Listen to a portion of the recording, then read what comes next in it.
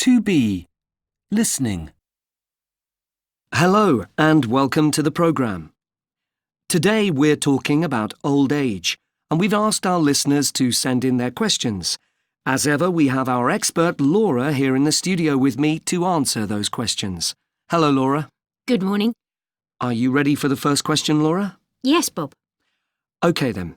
It's from Maggie in Durham. Maggie says, why are old people always so miserable? Well, I'm glad Maggie asked that question, Bob. The elderly have got a terrible reputation for being miserable, but we've found out that it isn't actually true. According to our research, older people tend to be happier than young people. This is because they don't have so many things to worry about. Their children have left home, and so they can enjoy the freedom this brings with it. So, Maggie, just to put the record straight, old people aren't miserable. Thanks for clearing that up for us, Laura. On to the next question. It's from John in Bridport. John asks, is there a typical age when people start getting ill? That's an interesting one. Many people think that people are programmed to get ill when they get old because of something in their genes, but this isn't true. People get ill if they have an unhealthy lifestyle. If you've looked after yourself over the years, doing enough exercise and eating the right food, for example, then the chances are that you'll be healthy in your old age. So, no, John, there isn't a typical age when you start getting ill. It depends really on how well you cared for yourself when you were younger. Right. Here's another question for you, Laura. This one is from Heather in Norwich. She says, old age must be really boring. People have been working hard all their lives, and then suddenly they're expected to sit back and do nothing. How do they cope? That's another good question, Bob. And now that people are living for longer, retirement can last for 30 years or more.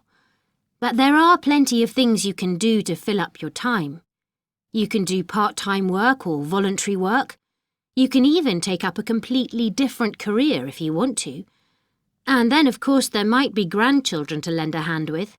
So, Heather, old age doesn't have to be boring. In fact, some elderly people find that they are almost as busy when they retire as they were when they were working full-time. I hope that answers your question, Heather. Let's look at another one. Richard from Portsmouth is concerned about the issue of overpopulation. He asks, will there be enough resources on the planet if everybody lives until they are 100? First of all, Richard, it isn't everybody who lives until they're 100. It's only people in the developed world. And the elderly in the developed world are a relatively small percentage of the global population. The increase in population is caused by the high birth rate in developing countries.